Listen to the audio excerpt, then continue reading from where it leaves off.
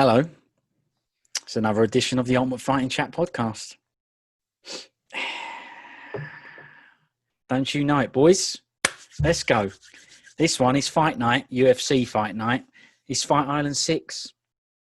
Brian Ortega versus Chan Sung Jung, also known as the Korean Zombie. As a matter of fact, I'd say he's known more as the Korean Zombie than his actual name. Agreed?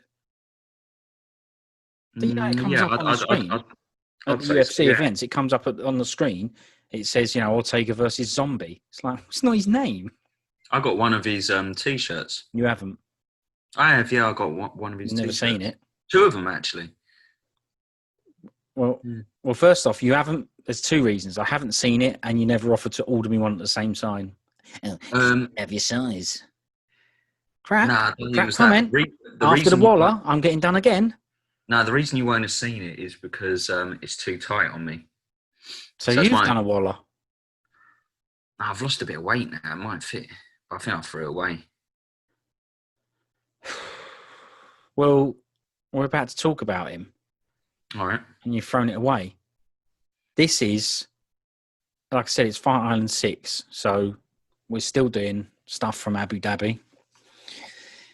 This one was on Saturday, 16th of October, if you live in Ingers. The commentators are John Gooden. You've met him, haven't you? Yep, we've done that story. Yeah. Dan Hardy, Greece. You've met him, haven't you? I have. You're right. But I've done that story already. And Daniel Cormier this time. It weren't him last time, was it? No, when it failed or something, I don't know. Can't remember. I think it was. I didn't like Cormier in this one, but I didn't like him either. We'll get to that. I'm glad because we have not discussed this. Just so people. And we do like Cormier's commentary, just to clarify. So it's not. This isn't like us. This isn't an Anik where we go, "I would never really." Listen, I get it. You said I didn't like him this time, and I agree. We have not pre-discussed this. As a matter of fact, I ain't spoken to you about it. We don't set this stuff up, and I've also made a note to say he got on my nerves in this one. The chats in between, standing outside the cage and all that, and introducing people's Olivi, the classic, and announcers Joe A. Martinez. Now, I guess they're just going to use him until Fight Island's done. Is Fight Island done? Is the Khabib Gaethje one? No, that's still Fight Island. No, Khabib Gaethje's Fight Island, isn't it? Yeah, all right. I think that might be the culmination. That might be the last one in it for a while. Yeah, I think. Well, probably. Anyway, so we'll do this. We'll do the prelims. Well, Uriah Hall versus Silva is in Vegas, and that's the one after Khabib Gaethje, and the Santos Teixeira is also in Vegas. So the next couple at least are in Vegas, and So Gaethje. I wonder why they bother. Why they don't just do them all in Fight Island. I just wonder. Yeah, it might be a timing thing. Don't forget, because obviously it's an American promotion, so most of the fights, regardless of where they are in the world, and normally people have to fight in the middle of the night or early morning just so that it airs for, the usual American times, which isn't happening this weekend with the Khabib one. I think they say because he's such a big deal in the Middle East, they're doing it their time, and the Americans are going to have to.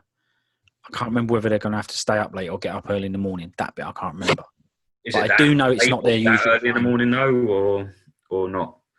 Who cares? We're not in America. Tough. Yeah, so what? Yeah. Welcome to our world. If you want to watch it, you're going to have to get up early or stay up late. Yeah. That's the way it rolls. And I'll tell you what, it is a true flip of the coin, because as we mentioned before, I can't stand pay-per-view, and we touched briefly on who's got the better deal, American viewers or British viewers, because British viewers, we don't really get to see the stuff live. It usually, the main events either kick off at around sort of 3 o'clock or sometimes 5 o'clock in the morning. Yeah, prelims start about 1, don't they? And then the main events at about 3, yeah. Yeah, and so AM. It's one of those things that's like, obviously that's not ideal, but the flip side is I don't feel like they feel that they would generate much pay-per-view revenue.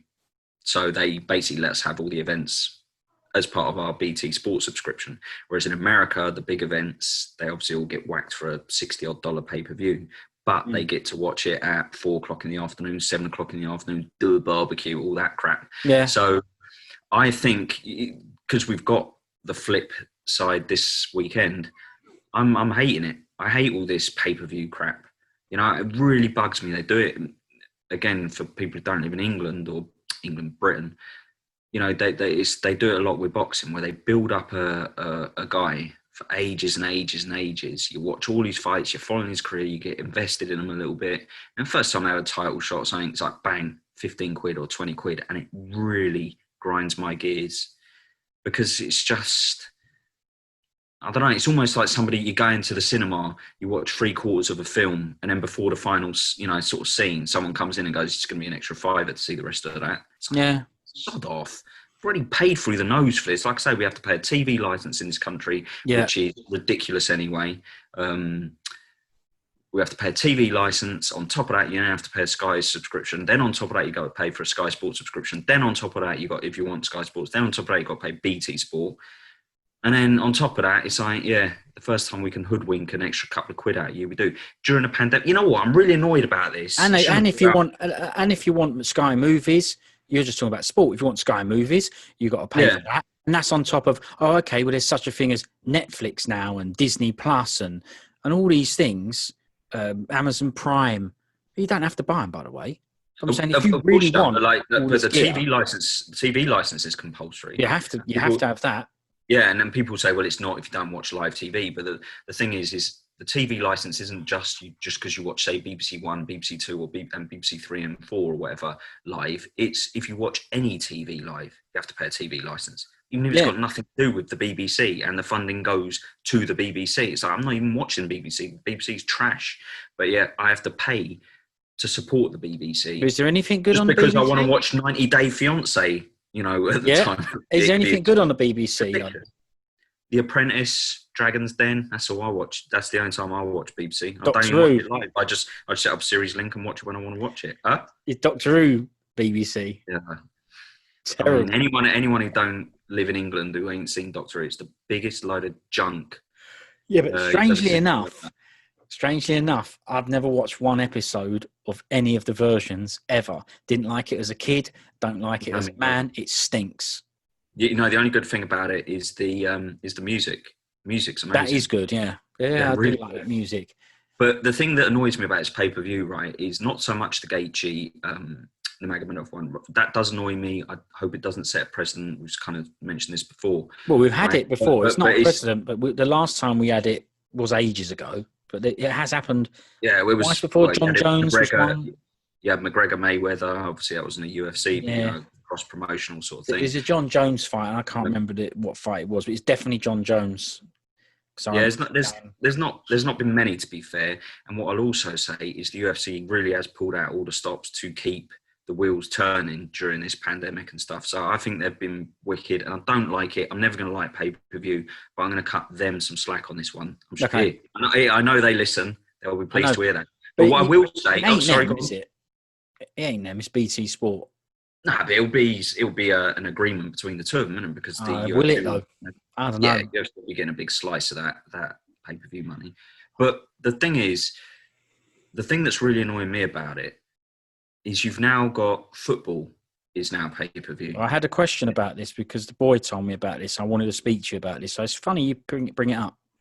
Well, like I say, I don't have as big an issue with the Gaethje and Magomedov one, right? It's a real sort of, if you like, it's a big world title fight. You got a good.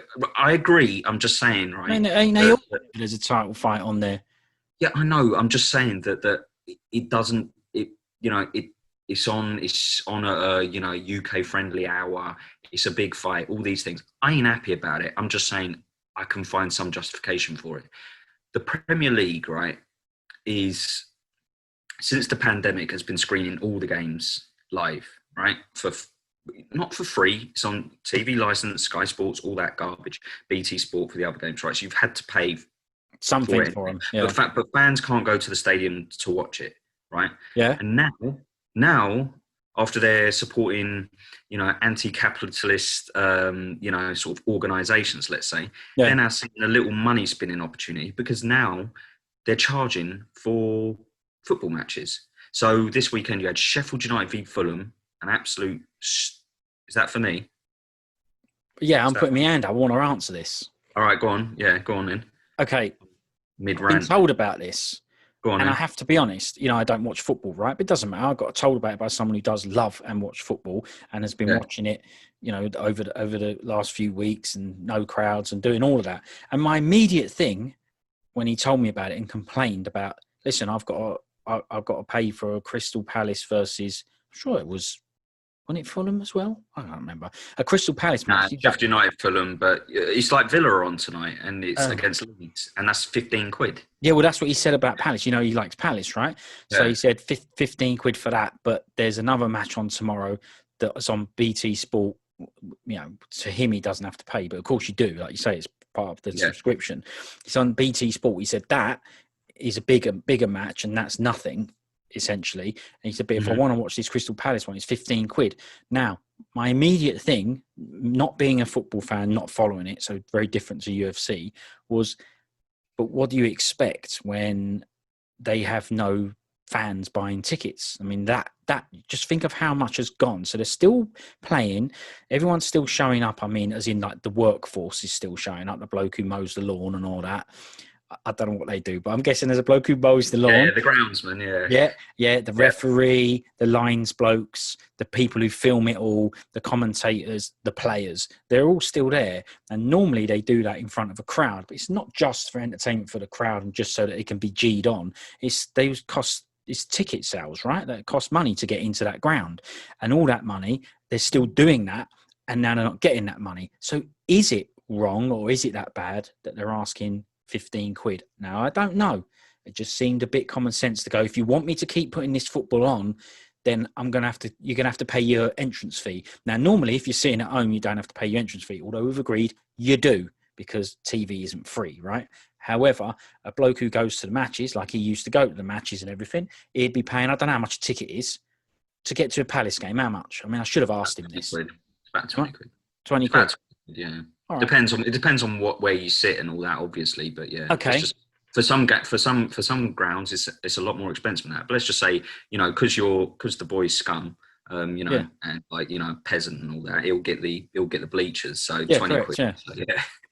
Yeah. Okay. So let's just say it cost him 20 quid. So is it wrong, bad, out of order that during a pandemic, when they're when they're not making the money they were, I know that they're rich, etc., but you're only rich because of the business you put on. You can't continue to be rich and keep those wheels turning if you just do things essentially for, I can't call it nothing, because I don't know how they're generating the players' wages in this situation without fans paying to get in. This is what I'm saying. I'm non-real at football. So I'm asking you, why is the 15 quid wrong?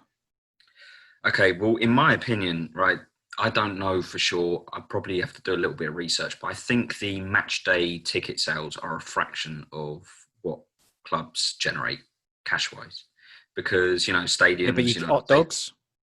Yeah, I know all that T-shirts. sort of stuff. Yeah, I know all that sort of stuff. But the main money they get is the TV revenue from places like Sky, etc., and all that sort of stuff. Okay. But the thing is regardless, you have to sit. Someone's missing that. You have to sit there through the sales. Premier League's virtue signalling of all this stuff, left, right, and centre. Do this, do that, be better, work together, get through this together. It's a tough time for everybody. Oh, by the way, if you want to watch a real dog poo game tomorrow, Crystal Palace v Burnley, it's going to cost you 15 quid. So hang on, what happened to getting through this together and providing some light in the dark times and all that sort of stuff? And the thing is the reason why he was saying like his game was 15 quid or whatever for you, and the good game was for free, is because the TV channels will buy the rights for the more important games because they know the viewing figures will be higher. And so they'll already have bought those games, I imagine. How does that work? Do you know how that works? The viewing figures. Let's just say I don't watch football, and I won't be watching, let's call it the good game tomorrow, yeah? Yeah. I'm not watching it. But let's just say I put it on that channel and turn the telly off or don't watch it. Have they got my viewing figure? I mean, am I part of the viewing figures just because I had it on BT Sport? No, it doesn't have to be like a live signal being sent. All right, so I leave the telly on. And I go. Well, then I imagine you count as a viewing figure, yeah. And why does that matter? I mean, how does money come out of that? Advertising revenue, isn't it? So the adverts in between all the matches. Yeah, so if you've obviously got a channel where you can say, listen, if you put our advert, like Super Bowl, that's the most expensive advertising space, isn't it? Basically, I believe. Put more eyes on it. Because so massive that if we advertise this podcast on a Super Bowl ad break, well, I mean, we don't need to. Yeah, exactly. That's what I was going to say. It's not going to. We've already got millions of viewers and subscribers, but is there any more viewers to be had? Yeah, we might mop up one or two more.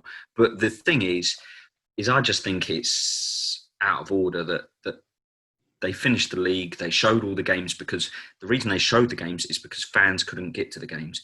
And there was one guy on Twitter the other day saying, so basically what's happened is he gave it all the chat that we've given it about, you have to pay TV license, Sky Sports subscription, all this sort of stuff. But he also said he's a season ticket holder. So he bought a season ticket. In order to keep his season ticket space, he had to pay a retainer on his season ticket so that if crowds do come back, he's still got his season ticket.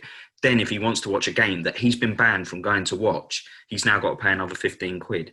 At the bare minimum, I think that if you're a season ticket holder, you should be able to access those games for free, whether it be from a code that's on the back of your season 100%. ticket. I've paid to see every game.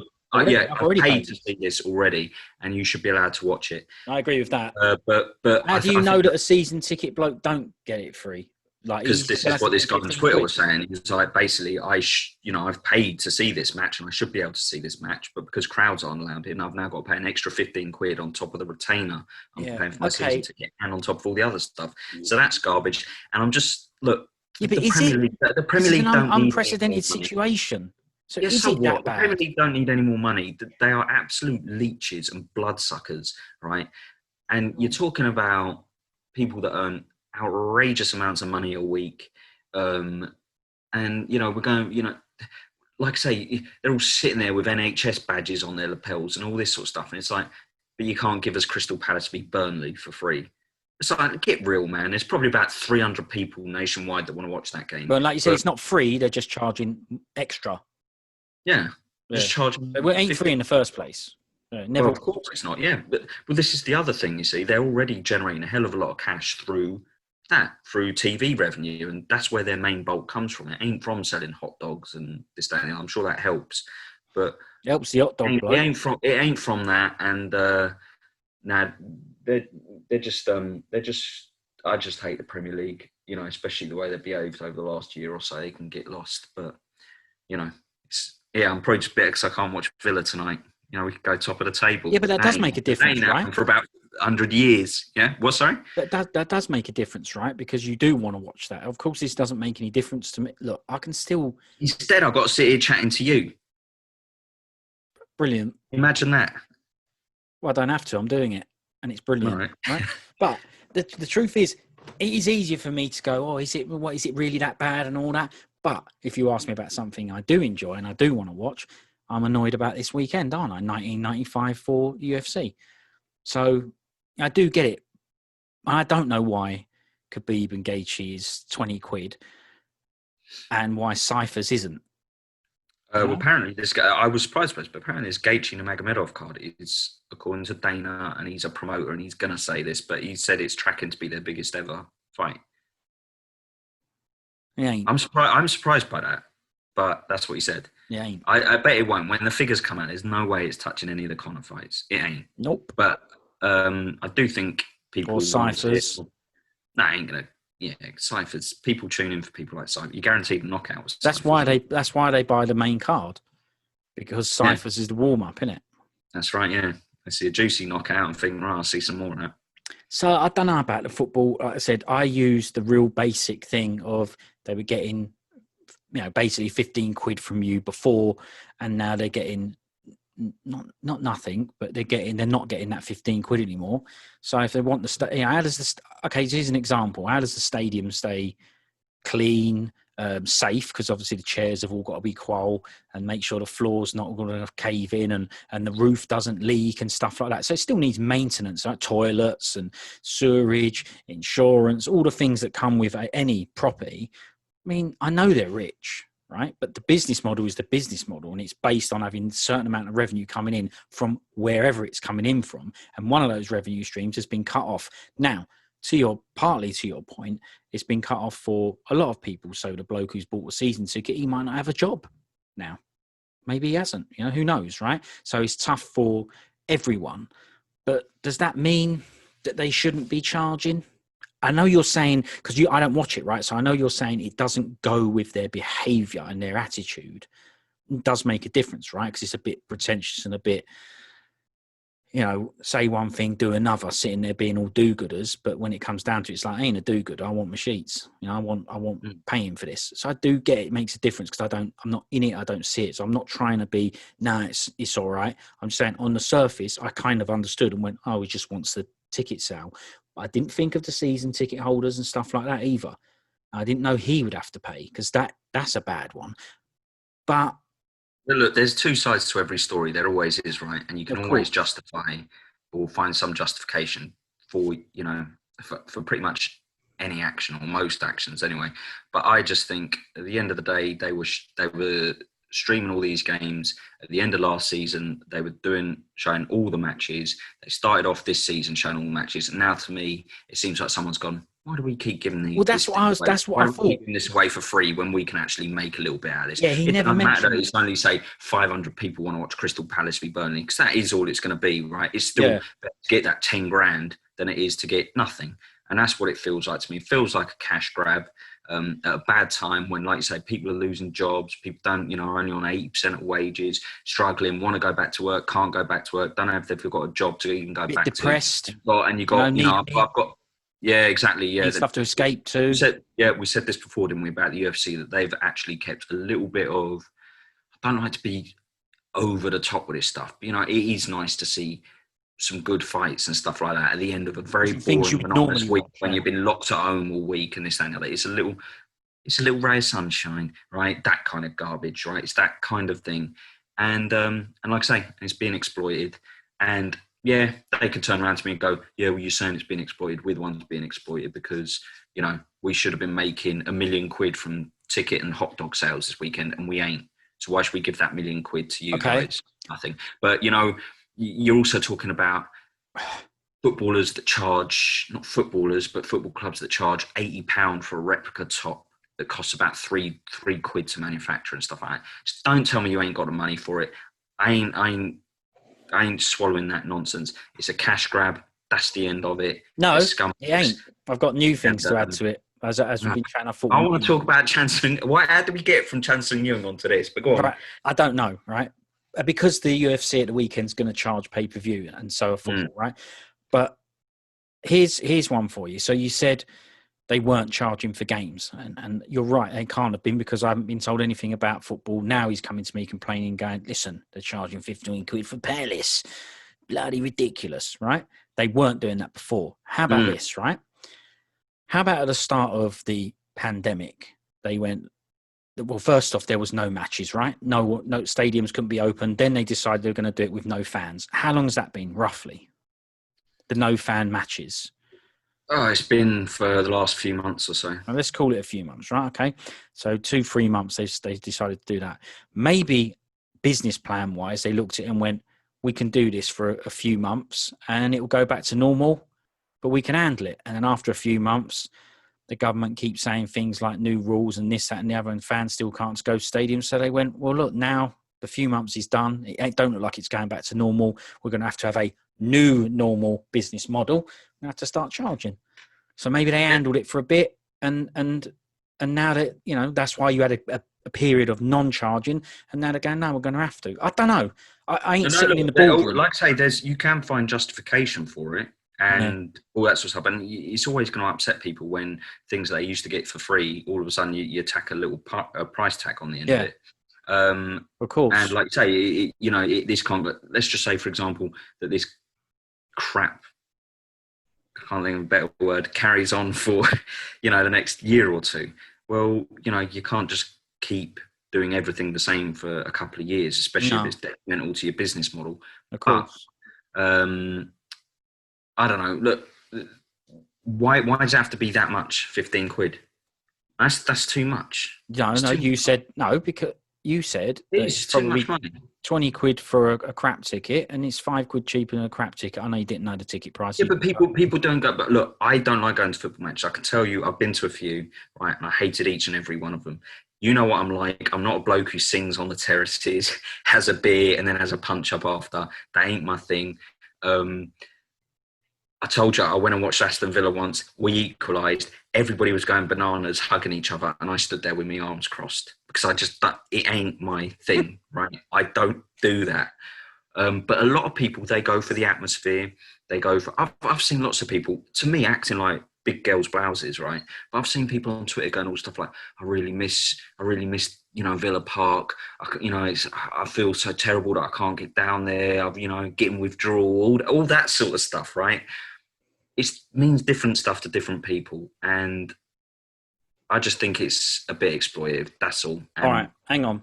They can get lost. All right, look, the boys here. I've got a question for you. How much is it to get into a football match normally? Forget pandemic. Before it, you used to go and watch Palace. How much? Yeah, to the mic. How much? It'll change depending on the game. So you have to be a member to start, or season ticket holder to even buy tickets. Okay, so I can't just turn up on the day. I was a gold member for Palace. Okay, yes. That's the only member. There isn't silver bronze. It's just called that. So it's not special then. You said it like it was something amazing. You have to be that. Right. And then you pay, I think, 25 quid for the year, and then you buy tickets from there. You get maximum two. I think depending on what you get, category A, then category B. It used to be to get a category A, you have to get a category A, you have to buy a category B. So they had done you twice, right? But normally it used to be about 30, about sometimes 40 quid normally. Okay, but away games are caps now at 30 quid. You can't play more than £30 for away games in the Premier League. Okay. So no matter where it is, it's £30 because of travel and everything like that. Right.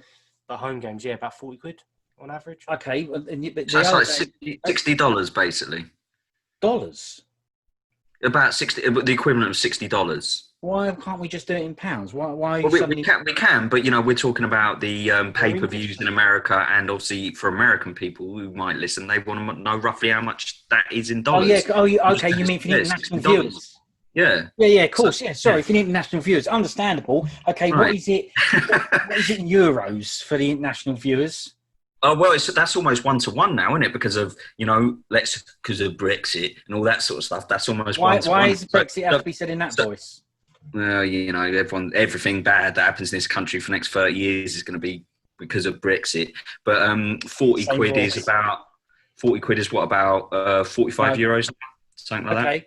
So when you said to me the other day, you said to me they're starting to pay for charge for matches. Crystal Palace, I've got to pay 15 quid. You said, why is that bad when before you're a gold bloke and had to pay 40 quid to get into a match? Why is that bad? It's nowhere near the same experience, is it? You're actually going there. You've got an atmosphere. You're seeing something live. It's part of the experience. You're paying. You're actually getting something out of your sheets. You're going and doing stuff. You're meeting up with your mates or whatever, or your family. Your buying a hot dog, getting a t-shirt. For me, it goes to see something with my dad that I've grown up. He supports the same team. It's a thing. There you go. Whereas now it's £15. Yeah. The programme starts 5 minutes before the game starts. There's no build-up. There's no talk. There's no atmosphere in the games anyway. And they were offering it free before. It's not 15. Here you go. No. £15. We haven't even discussed this bit. Yeah. Hang on. Think about that. A new little layer in it. Put your t-shirt on. Invite your dad round. Put the telly on. Open a couple of tinnies. Have a sing song. No, you've been done. Can't mix households, mate. Virus. Can't do it. No, make him your bubble household bloke. You're allowed one. You're allowed one bubble bloke. Make it him. But that's the point. For £15, it's just, and these guys are billionaires. This ain't lasting forever, as well. Well, I said fans will be coming back. They will get money. But when? And you can't tell me that they don't. They might have lost. They definitely lost a lot of money. Yeah. But it's not like they don't still have loads of money. So to help people to start charging 15 quid, some people lost their jobs and all that, and that's all they've got is football. They don't have the money to pay £15.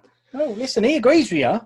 This is not you coming down to argue. We just want to, Yeah, of course. Hear your opinion. Yeah. Like tonight, you can't watch your Villa or whatever, you can't watch Villa versus Leeds. You just said it, yeah. This is it. This is what I've It said. used to be Friday night football. Big game goes on Sky. Big build up for like an hour. Pundits, the lot. Why did you just look up your cat's arse? I saw it. I saw it on my cat. I thought I felt a bit of wet on my arm, so I had a. All right. Yeah. Thought there might have been 15 quid to buy the Villa game up there. No, nothing up there. Nothing good up there. Nothing in the kitty. Nah, good one. All right, so 15 quid is out of order. It's just not equivalent of what you're paying for. Yeah, we didn't talk about that, did we? We did more. If they're going to do it, experience for what the experience is, and you want to make it, then do 2-3 quid. Like people will probably actually pay that because they'll be like, all right, well, I do want to watch them. Then go 3 quid. Well, here's the thing. I think if it was a £5, I'd be tempted to watch the Villa game tonight. Just because I'll be sitting in doing nothing, and it means I wouldn't have to sit here chatting to you, right? So I'd probably pay the £5. That's crap. Because it helps me out. But I agree about a £5 seems right, because you can say what you want, right, about this 15 quid. Just this will be the last thing on it, because this will become a football podcast, right? But 15 quid, right? But your spectator amounts are limitless, right? For all you know, it ain't going to be, because Crystal Palace is a wee team with hardly any supporters, right? And so are Burnley or whatever, right? But if you think about it, right, they could then go, you know what we'll do is we'll put Man United Liverpool as pay-per-view next week. We'll show Crystal Palace versus, I think someone else rubbish, Southampton. We'll show Crystal Palace v Southampton next week for free. And what we'll do is we'll make the Man U Liverpool game pay-per-view, because they know that there'll probably be about 1 million people that want to watch Man U Liverpool. That's exactly, and they'll absolutely rinse it. And their revenue will be way higher than the fans returning to the stadium, because the stadiums have obviously got a limited capacity of only 60,000. You target it to the game that is, like you say, like Man United Liverpool is the most watched game. Could be it's going to be top 5 most watched games in the world. So you're going to get more people watch that than tomorrow. Crystal Palace are against Fulham, and that's $14.95. It's ridiculous. I guarantee just no one's going to pay that. But if you say it's a £5, I might pay the £5. And obviously, if someone pays £15, that's equivalent of 3 people paying that. They're going to get way more £5s than they will 15 quids as a total. But also, what's bad about this is $14.95. It's only here. It's only the actual country that is the league. So it's only in the UK. Oh yeah, if you're in America, you're getting it all. So why on earth do the people that already pay subscription for BT, Sky, and actually are supporting from their own country, paying sheets for it, but America, France, Germany, anywhere in the world can watch it for free wherever they are? I don't understand why I'm the one having to pay $14.95 to watch Fulham. Yeah, but I guess it's the same thing that what we were saying earlier. We get all the UFCs for free, and the Americans have to pay pay-per-view. It is what it is. I'd pay 15 quid to not have to watch Crystal Palace v Fulham. So how about that? 4 games in a row, and also gives it all the chat. Jesus. So yeah, I don't like it, but I can't stand pay-per-view. It doesn't matter what it is. Listen, I've never even paid to watch one. Huh? I was saying, I understand their reason. They're losing money, but £15 is too much for almost any game, especially when they're every week and there's 10 games a week. There's too much. Yeah, it's only 90 minutes. I've never paid for any movie like, or viewing experience like this. Like you say, you go cinema, you pay sheets because you get a big, massive screen, Dolby surround, and if you're lucky, you might, get a little bit of action in the back row. But eating popcorn. You saw that they started doing the football in the cinemas now as well. Yeah, I have heard that. Yeah, which is the same price to watch it at home, by the way. Actually, no, it was cheaper. It's cheaper. There was Chelsea versus Southampton was in the cinema, $7.99. TV $14.95. Yeah, exactly. And they've got to maintain the cinema. Yeah, make sure the chairs ain't broke. Make sure the roof ain't leaking. Make sure the toilets ain't blocked. Yeah. You can't mix stuff, but I can go cinema and sit with people watching. Yeah, mask in it. Right. Yeah, thanks for your input. Yeah, thanks for bringing me down. It's been a pleasure. Yeah. Well, pleasure's all ours. Excellent insight on the football. And I hate football. And like you said, we've spent I don't know how long talking about football. Yeah, we might just forget this one and go, this is the football part of the UFC card. and we'll end it now, and then we'll do the prelims in a separate podcast. It's that bad. I think we should do, because this has been going on for ages. And I'll tell you what, it's funny because we both started this chat about this event and said we'll be through this in half an hour. Well, yeah, and it's been about an hour, and we've been speaking about Aston Villa and Crystal Palace. So, well, look, yeah. Needs must. Let's knock it off there. And no, you're joking, and yeah, I'm ready to talk about the fights. Let's go. No, but I said, what are you going to call this show? Pay-per-view. Yeah, we can charge people to watch it, $14.95 to watch it. If you're going to talk a bit more about pay-per-view, I will just quickly mention that Beeps asked me if it was worth paying $19.95 this weekend to watch this Khabib bloke. He said he knows he's good, but is it worth it? What's the other bloke like? So, but I mean, I'm tuning in for Gaethje if we do buy it, which we kind of have to, because I am going to want to chat about it. And the truth is, I do want to watch it. But looking at how late we get these podcasts out, we could wait, because I guess looking at what's happened previously in history, on Monday night after the Saturday, there'll be a repeat. I'm not sure. I'm not sure how soon you get the. That's what happened before. I'm telling you. So yeah, no, I'm not doubting it. Yeah, too right. I think. Yeah, I don't know. What I mean by I don't know is I don't know. Right. Well, look. I don't know. Make up your mind. We can either do the pre. What? All I will say is Khabib and Gaethje. I'm tuning in for the highlight. I like it. Yeah, the highlight. Yeah. Yeah, I'm not tuning in for Khabib as much. Obviously, I like Khabib's fights and all that sort of stuff, but Gaethje is never in a bad fight. Yeah, he's the one I'm excited about, and I think he's gonna win. There you go. You've heard it here. Right. Let's cut this off now, because. Hold on. Yeah. Okay. Yeah. Right. Well, let's cut this off. All right. Fine. Don't call it a prelim show of the card that we were supposed to do. We can call this something else, catch up chat, or some crap like that. But you might as well make the most of it. You sure there's nothing else you want to talk about with the card coming up then? Because you can kind of have it as a preview, and the preview is relevant because it's pay-per-view for us. So that is a relevant subject. So if you want to have a quick look at the card, we can't go nuts because this will end up being 2 hours on nothing, right? But that fight, let's go with the main event, like what most people do. Let's go with that main event. We haven't really discussed it. I don't think. I hope he does win. I do want him to win. I do like him. Justin Gaethje, that is. I do think he's amazing. I'm not saying this because I think Khabib's an unbeatable bloke and all that, because I've never thought that. I've always thought he was going to get done, not in every fight. You know, I thought he would do Al Iaquinta, for example, even though Iaquinta did good. But, you know, Conor, I thought he'd probably do him, wobble him, smash him out and all that. I think the same with Gaethje. I think he's amazing. I ain't bothered about all the wrestling chats that he's quite wrestling, because I ain't seen any of it.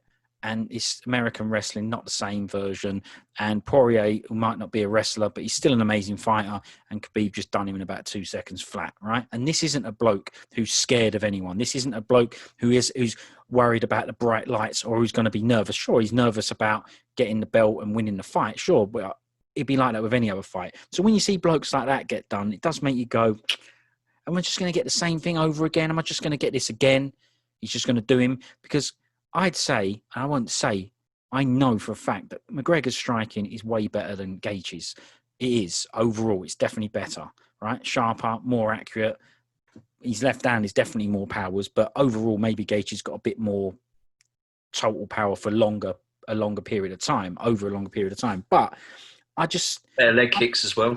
Yeah, of course. But I think, you know, I don't want this to happen, but I think Khabib's going to be the same. Khabib's just going to do the same thing. Will he get smashed on the way in? Will Gaethje be able to stop the takedowns and all that? Because let's face it, Khabib's takedowns aren't amazing.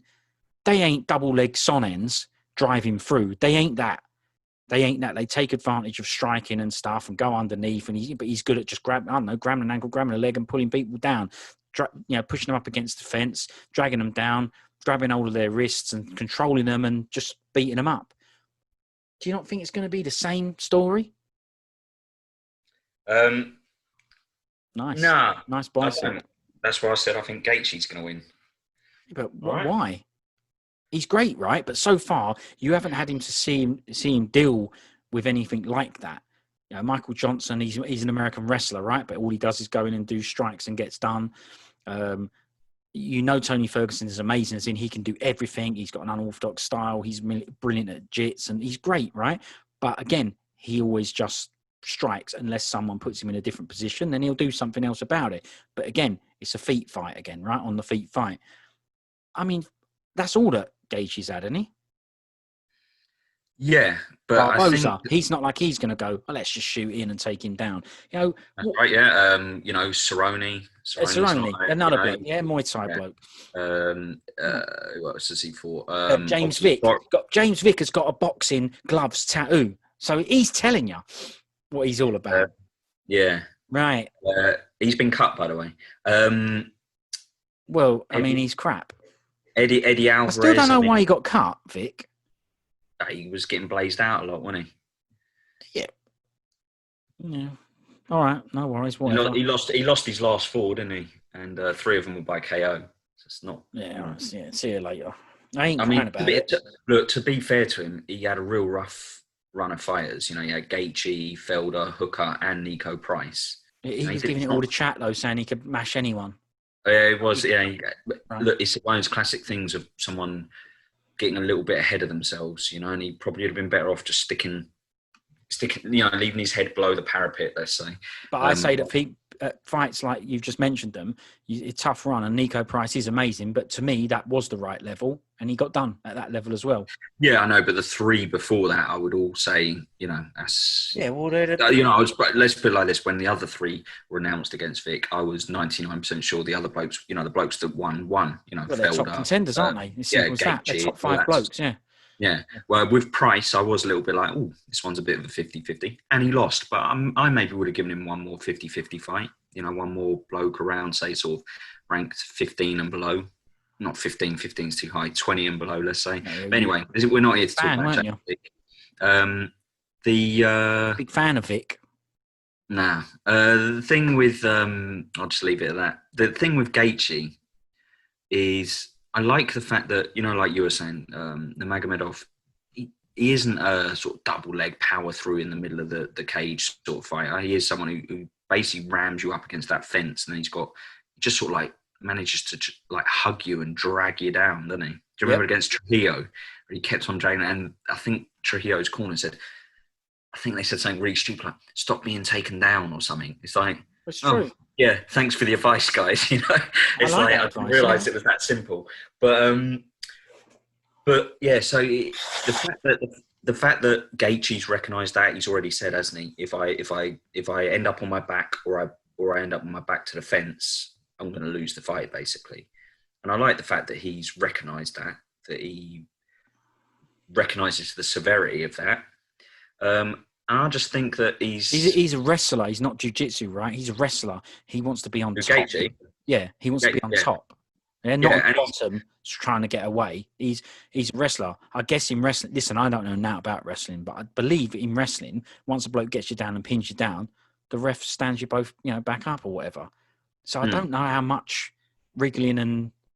Well, he was saying, I was watching an interview with Gaethje the other day, and he was saying that his whole life, he's been wrestling, I think he said since he was like 6 or 7 or something. He said his whole life, he's basically been wrestling to get up off his back, if you know what I mean. As in, like, you shouldn't ever be on your back. So he has, he is real, I imagine, at getting up. Yeah, you heard these chats now, he's fighting Khabib. I haven't heard these chats before, but, could just... Yeah, but the thing is, right, yeah, but that's because people will ask him, they'll say, are you worried about Khabib's wrestling or this, that, and the other?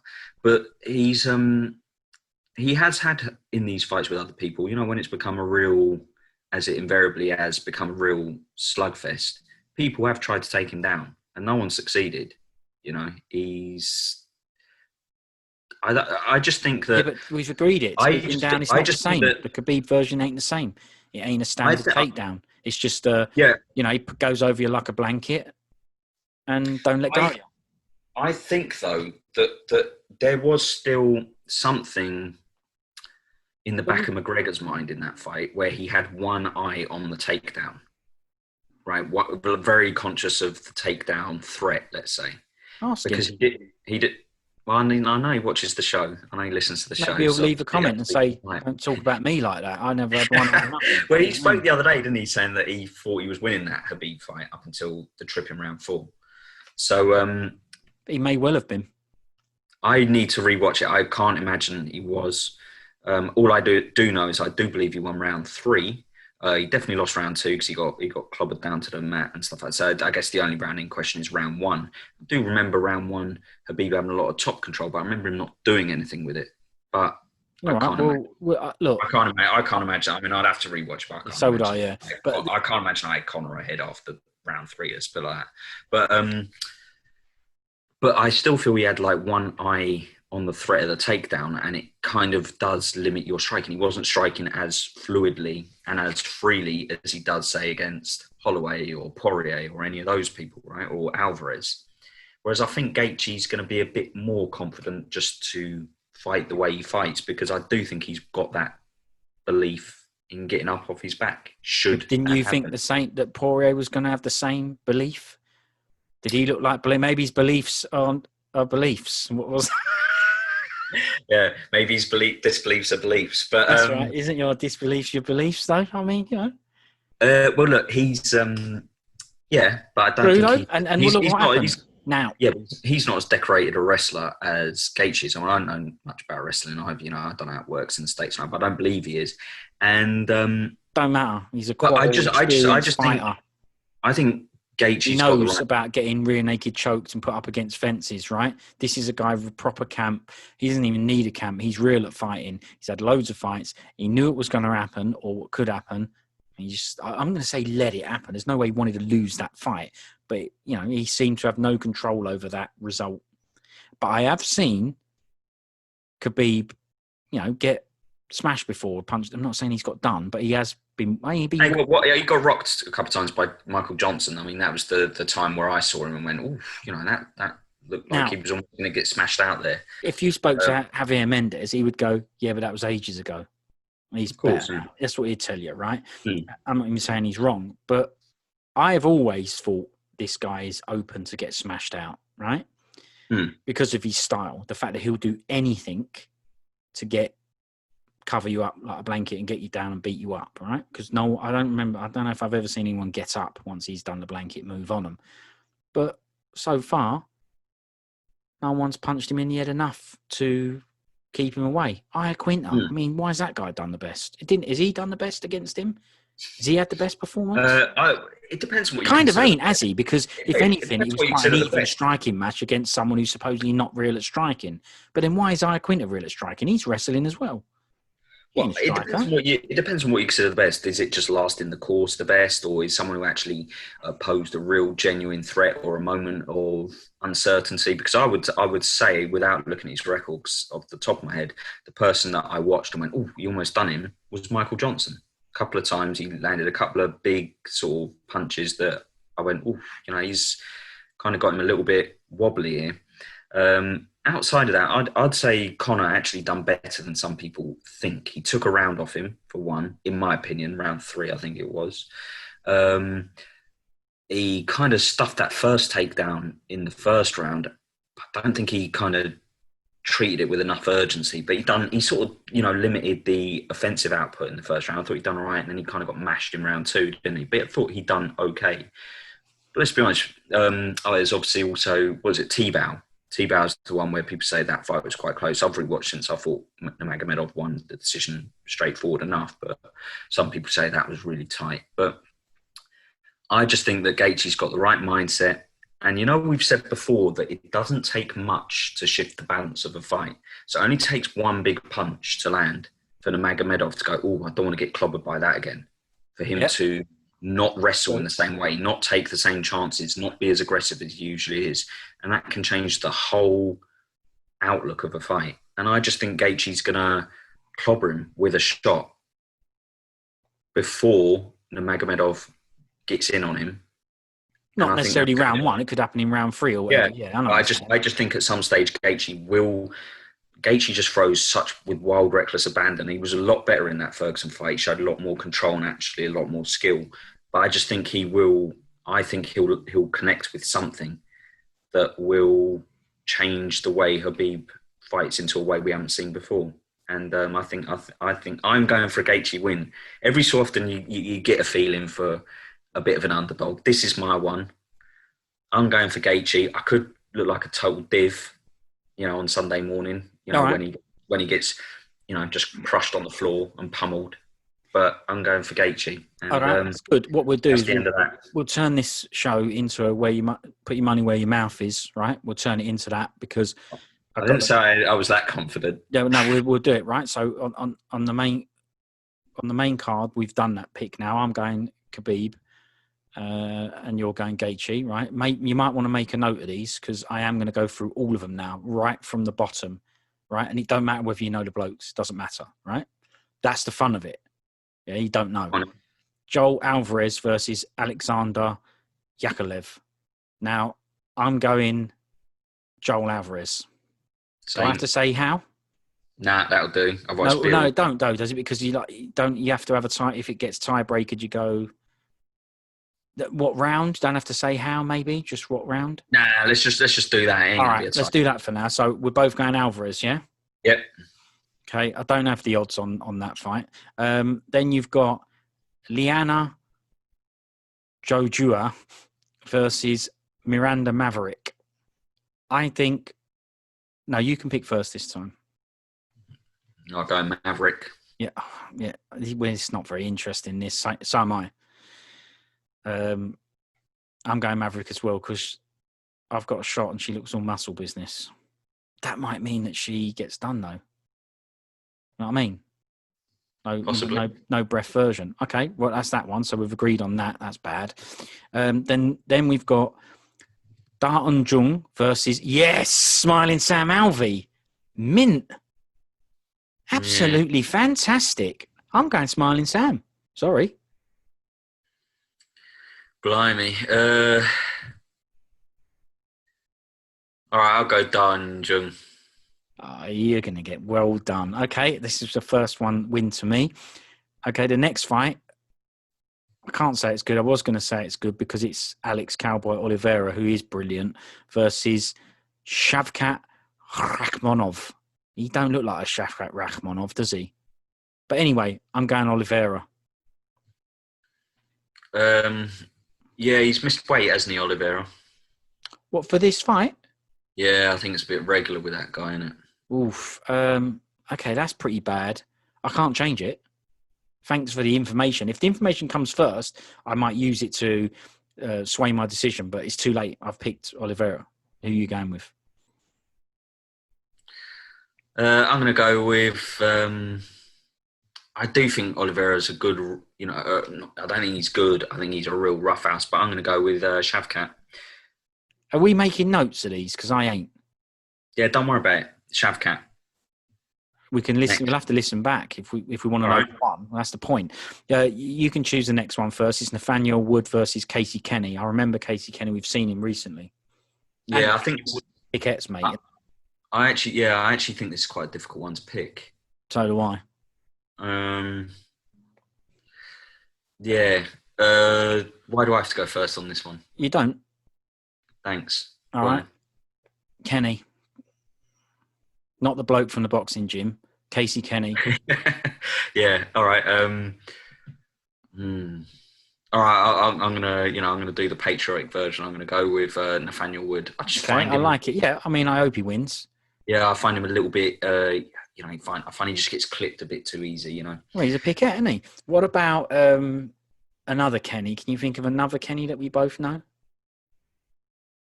Well, there was one the other day, wasn't there? Another Kenny the other day on a card. No, I mean one that we actually know. Kenny, because obviously the boxing gym bloke. I could have chosen another Kenny. Oh yeah, the big square, the cute bloke. Yeah, brilliant. Yeah. Okay. Ooh. Next fight: Stefan Struve, Skyscraper versus Tai Tuivasa. Look, I can't remember exactly, but I think Tuivasa might be on a. Lost last 3 or something like that. That's right, he's definitely getting blazed. But it is against Struve. You can go first because you skipped. It's okay you skipping one because you were meant to go Oliveira's fight first, but you didn't. So you can have this one. Heavyweight. Let's go. Which one? Tuivasa or Struve? I'm going with Tuivasa. Yeah. I think he's going to catch him with big looping sort of, hooks or something like that when Struve is going, in for a clinch or something like that. So. This shouldn't be about you chose Tuivasa, so I'm going to do Struve, right? But because I'm going to have to do Tuivasa and all because I agree that I think Struve is better. It's just that the likelihood is, like you say, that he'll get smashed out. So, yeah, Tuivasa as well. That's the prelims. Let's go straight on to the main card. Again, we'll start at the bottom. Magomed Angkolyev versus Ion Cuties. Okay, this is that fight that's supposed to have happened, 2-3 times before, maybe even 4 times now. I don't know. Anyway, whatever. First fight, yeah. What are you saying? Oh, no, it's my go. Yep. Okay, I'm going to go for Angkolyev. I ain't falling for all that. Oh, I was messing about. It ain't real. I'm going to go for, yeah? What are you going to say this time?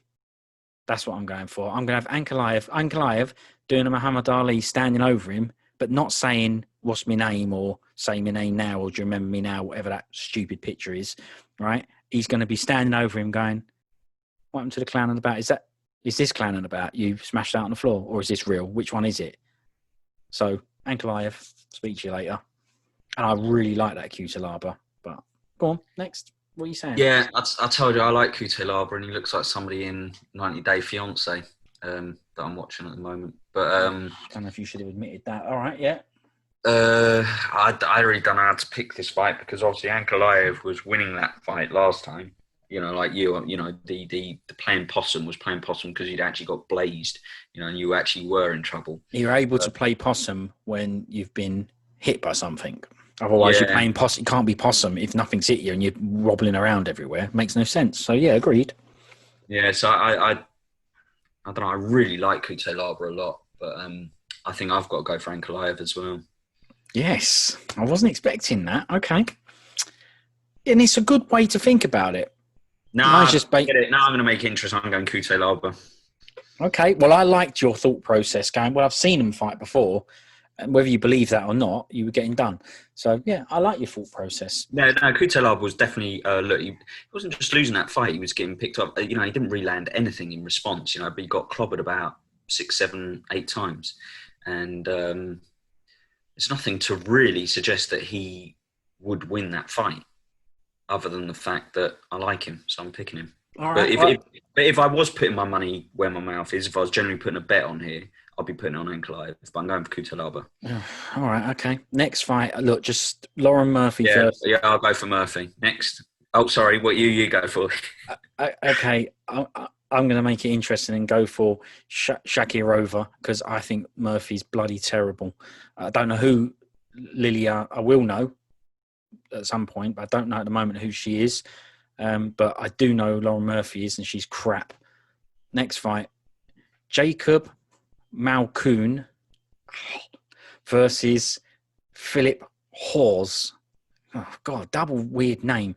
Okay, looking at the shot, because that's all I've got. Because honestly, I've never heard of either of these. Have you? Yeah, I think I've heard of Hawes before. Yeah, I know you have. You see it go every Saturday night, didn't you? I don't get it. Yes, you do. Say it again. You've heard of what? Hawes. Right, disgusting word that we've agreed we do not use. Right, yeah. Right. Now, you have heard of them before. We've all heard of them before, right?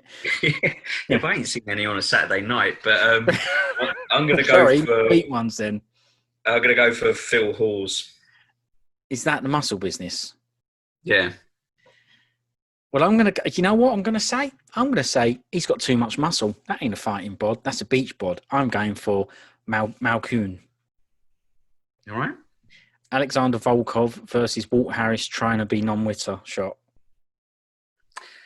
Difficult one, this. To me, I don't know what it is with, say, people like Volkov and Struve, why they think just because I'm really tall, it means I can leave my chin literally dead up in the air.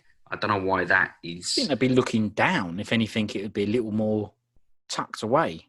Yeah, but they downwards. don't, do they? I mean, they have their chins right up.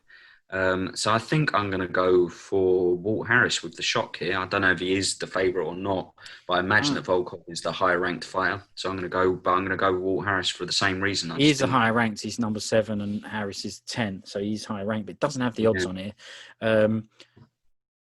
Look, I do like making things interesting and all that.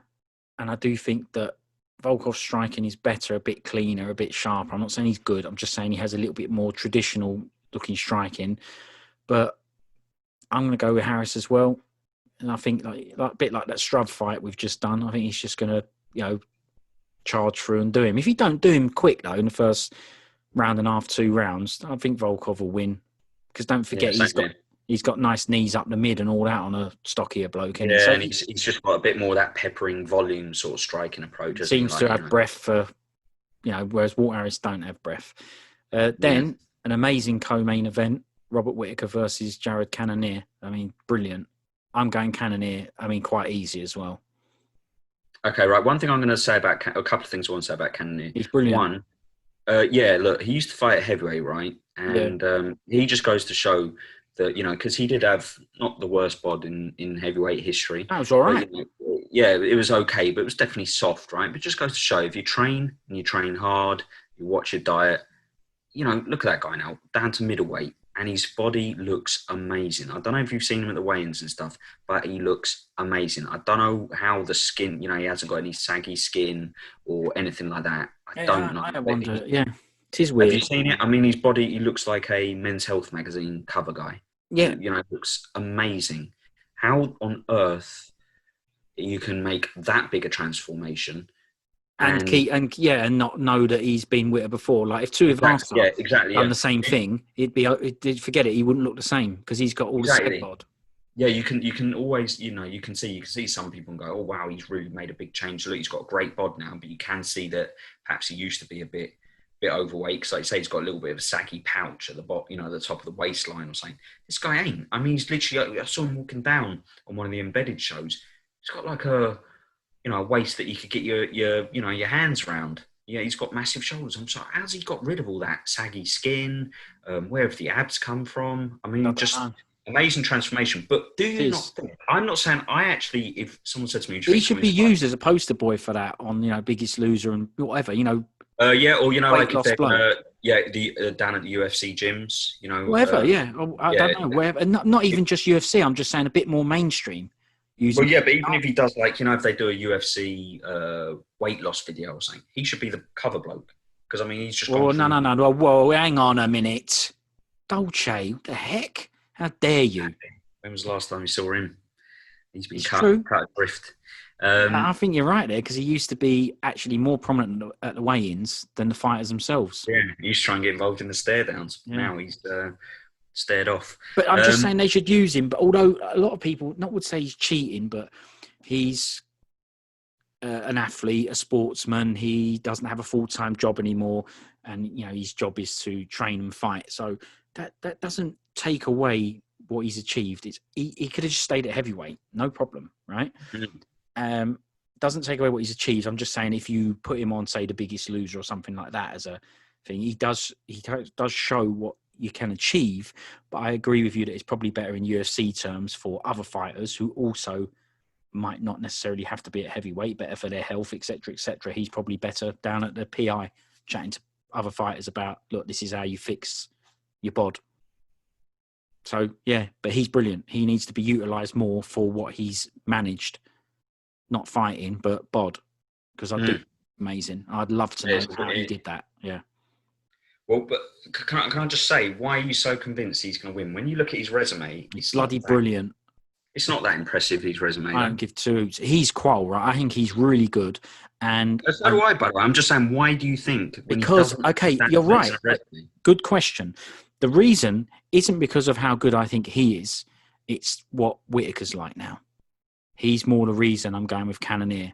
You've got wobble bloke who gets smashed up, who's been in a couple of wars and all that, against thick, strong power. And I just think that Whittaker's all wide and loopy and that rushing in style. He hasn't fixed it. He hasn't changed it. Didn't like the Till fight. You know, people say it was great. You know, it's look how he bounced back. I didn't see that as a bounce back. I thought he was not very good in that fight as well. In that Till fight, that weren't great either. No, I wasn't overly impressed. No, I mean, I have to say, Till should have smashed him out. But if you look at his resume, it's still way better than Cannonier. I mean, Cannonier, but it doesn't matter. I've got to go off past performance. You're only as good as your last fight. I'll do a bone on it. You know, on Street Fighter, you're only as good as your last fight. We used to fight. I used to blaze him for, say, let's call it 10 fights. I used to blaze him for 9 fights. He used to do me on 1 and then go, I'm going home now. And I'd be, whoa, hang on a minute. You're going, you're only as good as your last fight, done you? Right? This is what I'm thinking about with Whittaker. Not just his last fight, his last few fights. I'm looking at them and going, not he ain't got it anymore. I'm just saying that he needs to fix some things. And he's coming in the same. He's saying he ain't. Right? He's saying, no, I'm Qual now. Didn't have my heart in it, didn't have my mind in it before. You know, when I was turning up to training, I was doing it because I felt like I had to, not that I wanted to. Now I feel like I want to. I'm better Qual for it, and I've proved it in the Till fight. That's my problem, because that was his so-called, look, I'm back in this now, and I didn't think he was that good in it. And I think Till should have won that fight based on Whittaker's Qual. I think he was wide open to get smashed out. If Till wasn't so scared, I know you probably hate that comment. Sorry, Darren, I know you watched the show. Yeah, I don't think Darren... scared's not the right word, does it? It's not, but you know what I mean. Tentative, careful, making sure you don't get smashed. Yeah, I am. And I get it. I'm just saying, if it's a 5-rounder, which was that a 3-rounder? No, it's a 5-rounder, wasn't it? Okay, it was. I believe it was, yeah. So if 5-rounder, you'd think that after, say, 3 rounds, you'd go, okay, I've been overly cautious here. Heron's told me to smash him out. Let's go in and get rid of him. I think if he did that, I think he would have won that fight. But he didn't. He just stayed the same for the whole 5 rounds. And Whittaker didn't. He sort of did turn it up a bit, and that's why he won. But it weren't very good. Cannonier, and like I said, based on the last couple of performances, quite easy and all. Okay, well, look, all I want to say is I'm not disagreeing. I don't believe you. If someone asks me... No, I don't believe it's all you want to say. There'll be more. All right, no, yeah, you're definitely wrong on that. Yeah. No, you're wrong. But let's put it like this, right? If someone asked me now, I would say Cannonier as well. I'm not going to make things interesting, I'm going to go for Whittaker, right? Because I do think it's a bit of a toss-up 50-50 fight. It is. Because to me, I think if you've got the guy on the rise is Cannonier, and the guy, I wouldn't even call it a decline, but the guy who, like you said, has, you know, been a bit shot. You know, like how now Chris Weidman is, you know, just looks... Cerrone. Looks a little bit of a product of and Cerrone, you know, they look products of their careers. You know, they've had hard careers, some tough fights. Pickett at the time.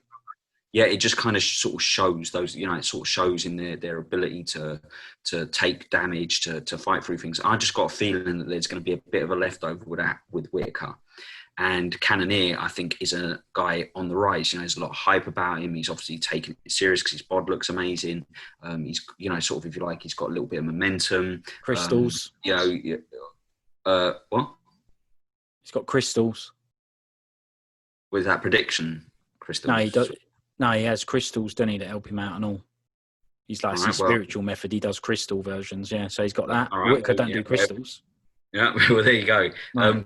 But if I just quickly read out, let's just say Whittaker's last, I don't know, since he went up to middleweight, okay, he knocked out Clint Hester, he knocked out Brad Tavares, he beat Uriah Hall, Rafael Natal, knocked out Derek Brunson, knocked out Jacare Souza, beat Yoel Romero twice, beat Darren Till, and the only time he's come up short is against Adesanya. And I know you didn't like that performance, but that's the only time. You know, we're talking about guys who had a lot of tough fights, and he's, you know, blah blah blah. Maybe, you know, it's time. But this is what happens, though. But he's only lost once at middleweight, and that was against the current champ who's looking pretty dominant. And then just hang on a second, because I ain't finished, right? Mm. But then you compare that to Cannonier, right? Yeah. He got beaten by Blachowicz at light heavyweight. He got knocked out by Reyes at light heavyweight. He went down to middleweight and he knocked out David Branch. The Anderson Silva fight was, TKO by a leg kick. I can't really remember it that well, but Yeah, I believe he done an inside leg kick on Anderson, which I think was on his injured leg. I ain't saying he should have been stopped, but he went down from that, and the ref just stepped in and stopped it. Yeah, Anderson did give you the impression of, oof, that hurt. He got kicked and went on the floor for it. But he was still butt scooping, looked like he could have got up, but the ref didn't even give him a chance to. He just went, nah, forget it. So, okay, and then his other win was against Jack Hermansson, right? Who is, doing well, but he's one of those guys that I feel, is probably ranked and a little bit higher than, he's basically sort of overperforming, if you know what I mean. I agree with that. So when I look at those two resumes, I just, if I was just looking at it as a betting guy, that's the problem, though, isn't it? It's got to be Whittaker. No, that's why I'm going to go with Whittaker. Okay, but just for the experience, isn't the resumes that sometimes that's the problem? The shop worn resumes. Sometimes that's the issue, right? And if he ain't good anymore, as in he can't be. Look, he's telling me the opposite because I've had a chat with him the other day. He told me the other day, right, that. He's the opposite of that. He can be bothered. He's mentally in the right place and all that chat. But like I said, I'm going off of the most recent performances, and Cannonier's performances, even though not against Powers blokes, were brilliant. And Powers and Whittaker's, he looks wide open to me now.